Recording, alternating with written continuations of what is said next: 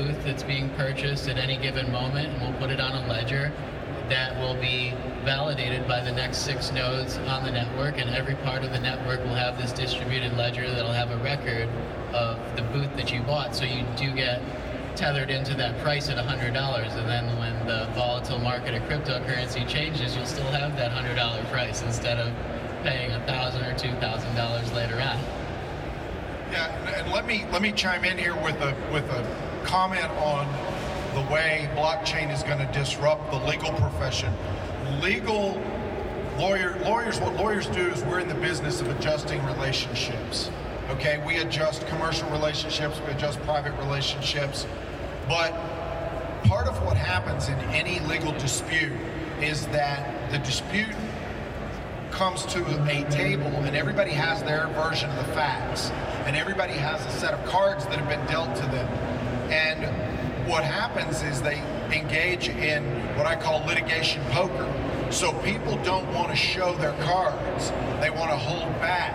But in a blockchain environment, with its radical transparency and the complete immutability of that record, you're not going to be playing litigation poker. You're going to be playing the kind of poker you play with your 9-year-old nephews, where everybody has their cards turned up on the table. And that's going to be much less expensive for society, because lawyers aren't going to be able to run bills up while they spend a year and a half trying to get all the documents, because we're going to know the state of the facts much more quickly and much more readily, because they're going to be recorded immutably on a transparent ledger.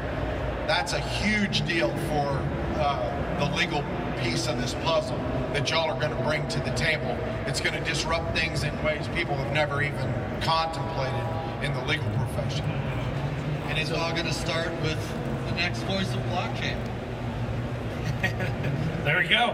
So we have demonstrated in pretty simple terms what can be done on a large scale to all industries that use assets. But to have a visual idea of how blockchain can work in the conference industry, and by extension, the building industry, or really in any industry involving things that you build, it's kind of a nice way to end, I thought, because conferences are held in buildings. So give a round of applause to these guys.